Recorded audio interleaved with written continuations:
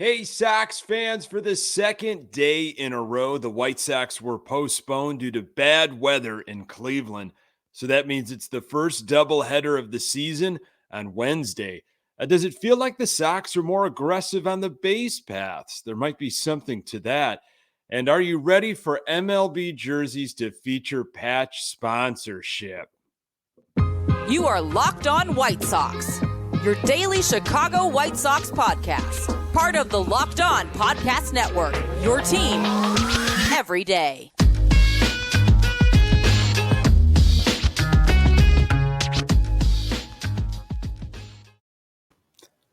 Welcome to Locked On White Sox. Thank you for making Locked On White Sox your first listen each and every day. We're free and available on all platforms. Follow us on Twitter and Instagram at Locked On Sox. Also, subscribe to our YouTube channel. Just search Locked On White Sox. Hey, I'm your host, Nick Morawski, a lifelong diehard Chicago White Sox fan, season ticket holder, recording this podcast just blocks from the ballpark in beautiful Bridgeport. You can find me on Twitter at Nick_GGTB. Really appreciate you letting me steal some of your time to talk White Sox. Locked On White Sox is part of the Locked On Podcast Network, your team every day. Hey, I want to discuss what company you would like to see advertised on a Sox jersey. And also want to get to the recent speed of the Sox. But first, more nasty weather in Cleveland, which is forcing the Sox to have their first doubleheader of the season. State of the Sox are still 6-3, first place in the AL Central. They've been idle for a couple days. These types of days, folks, if you're like me, which I'm sure you are, with Sox fans and other AL Central fans, they're shaking their fists in the sky at the schedule makers. Why can't Midwest teams have their road games in dome stadiums or in warm climates in April? That is the question we always ask. And, I think it was discussed a few seasons ago. I don't know if it was during an NBC Sports Chicago broadcast or not, but if teams like Texas and Houston and LA, if they have all of their home games early in the season accommodating cold weather Midwestern teams like the White Sox, well, in the summer when school is out and more people want to get out to the ballpark, they are going to be on the road. That kind of makes sense, but it's still extremely frustrating not to have Sox baseball for 2 straight days. I mean, how do you pass the time when there's no Sox baseball?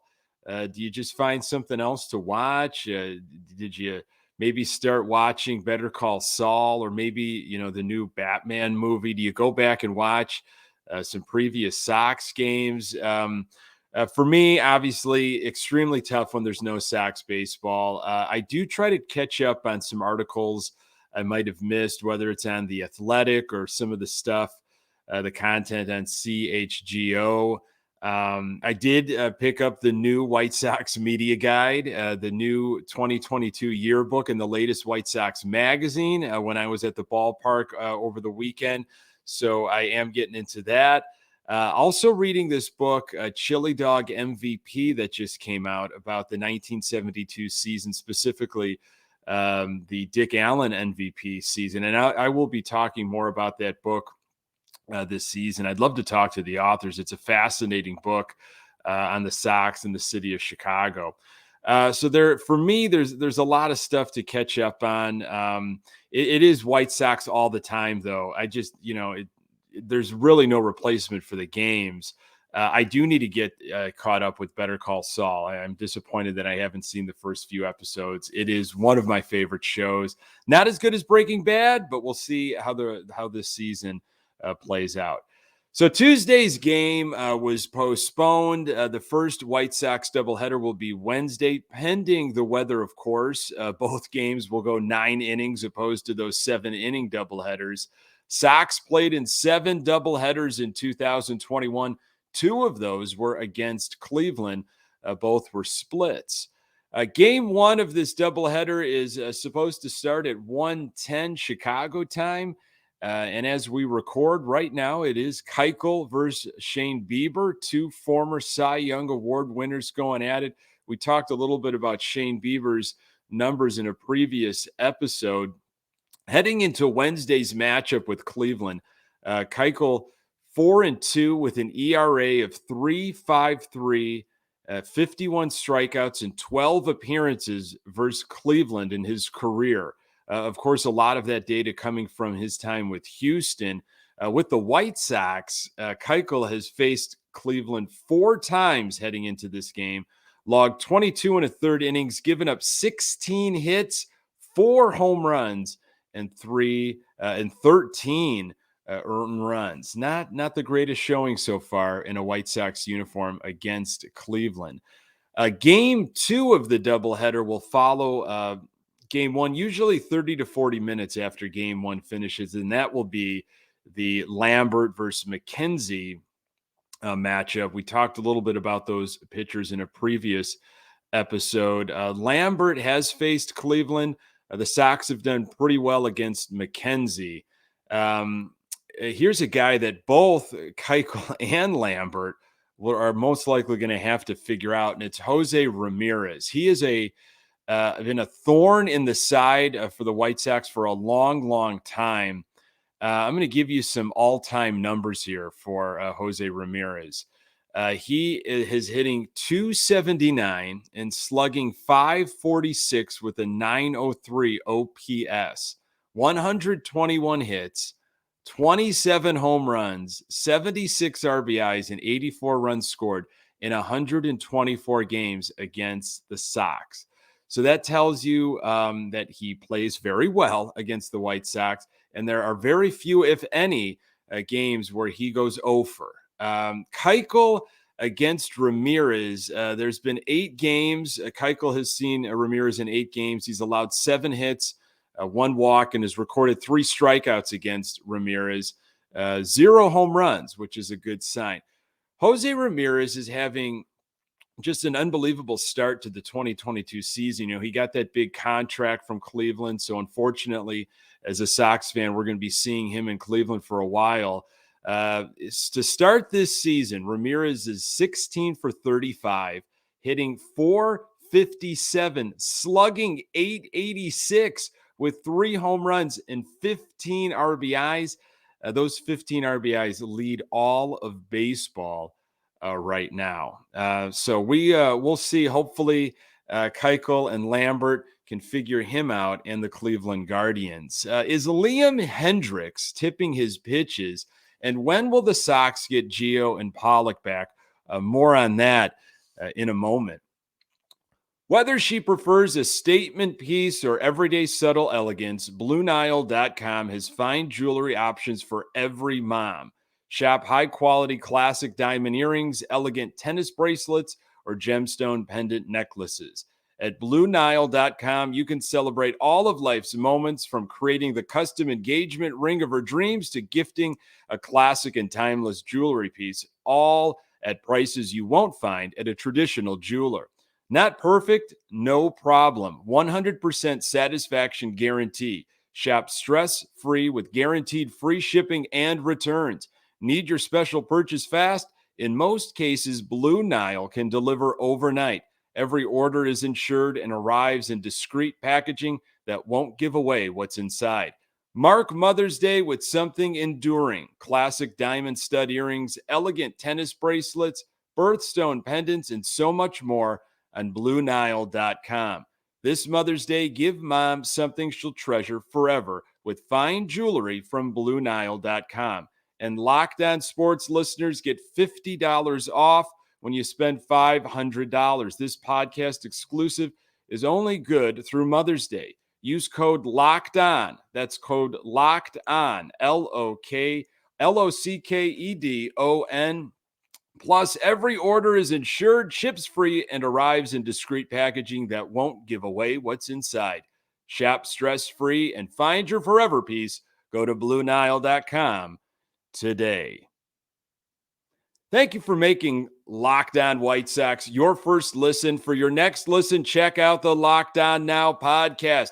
Recaps of MLB games with analysis from our local experts, taking fans through the season like no other network. Free and available wherever you get your podcasts. So I got an email from MLB.com. I'm probably signed up on all these different newsletters and most likely just from purchasing tickets and so forth. And today's little, email blurb or blast was a different notables for every team, kind of a little synopsis, perhaps good or bad, of what's going on with your club. And of course, I scrolled to the White Sox, and the focus on this little blurb was on Liam Hendriks and his shaky start after 9 games. Hendriks is giving up an average of more than 2 hits an inning in his first 5 appearances. However, he has those 4 saves, but they have not been automatic. And as I was going through social media on Twitter today, there's an account that I follow, and I hope I don't butcher the name. I haven't had any interaction with this guy, but he's a good follow. Jay Cudda, at Jay Cudda, Jaycuda. And he put a post out about how Liam Hendriks is tipping his pitches this season, same as last year before he fixed it. And there were some photos on kind of how the grip of what Liam Hendriks has and in relation the hand to the glove, and on breaking balls, the batter doesn't see the ball during Hendriks' delivery. On fastballs, Liam shows the hitter the ball first. So interesting that has come out, on Twitter, on social media. Hendriks does a ton of prep work. We're going to talk about that in just a second. With these 2 days off, you wonder if Hendriks has gone through some stuff. I think his wife noticed something when going through video last year of what Hendriks was doing. And just with these 2 days off, maybe Hendriks went back to the video. What has gone on in this early part of the season? It's not what I hoped for. Can I figure something out via video and put it in play right away? It's well documented that Hendriks, works with Codify. There's an article in The Athletic by James Fegan talking about Hendriks' level of, dedication, where he goes into the bullpen with the Codify location map for opposing hitters, and he's got a game plan heading into the game. He knows exactly, almost based on a heat map of where he should be pitching guys that he's going to face. He puts the work in. So you got to imagine if, this is leaking out that, that Hendriks is tipping pitches, that he himself is going to find this and hopefully write that. It'll be interesting to keep an eye on him. And if there's anything that changes in this Cleveland series or Minnesota series when he gets a chance to come in. Talking about preparation from the same article, really great article today by James Fegan in The Athletic on Kendall Graveman and his preparation. We've talked about on this podcast, and I know you've noticed it as a fan, and you've probably talked about it with other Sox fans, like, hey, what's going on with Graveman? He's outstanding. Well, here's some stuff from him and just his process and kind of hopes and goals for this year. One of my goals this year, and I have already started this process, is to allow some of the younger guys that are in our bullpen and on our staff to continue to take next steps of how to pregame plan and plan for a series against hitters, Graveman said. I hope that I can portray that onto these guys, that it's important to be prepared. It's our job. They're paying us to do this. And not only to get outs, but also to plan ahead. And I think the guys have been receptive so far. I hope that as the season goes along, with more preparation, they'll start seeing the results from it. We've seen the results from Graveman, and it's always great to read something like this. And, as a fan, eat, drink, sleep, White Sox and baseball. I wonder, what goes on before games, especially with these bullpen guys. What are they going over? What's the prep work like for them before a game, maybe even out in the outfield, in the bullpen area? What are they talking to other, teammates about? And it's really cool to read this by James Fegan, what he wrote on Graveman. And, Graveman trying to pass along his knowledge to other guys. And, a pitcher like Kyle Crick has been following Graveman around. It's a really good article. Check it out from Fegan in The Athletic. Some injury notes to catch you up on. Reading a little bit about what's been going on with Gio and Pollock in the Chicago Sun-Times. Gio, it sounds like he's close to 100%, throwing off a mound yesterday for the first time since opening day, still dealing with that oblique strain. Gio threw a simulated game on Tuesday, and if it went well, and I have not heard any reports that it did not, it sounds like Giolito would be ready to pitch in 5 days. That 5-day time frame is according to Tony La Russa. Also, some good news regarding A.J. Pollock. There's a good chance White Sox get Pollock back on Friday when they open up against Minnesota. So again, here's a guy like Pollock that he was a real spark plug in those first 2 games.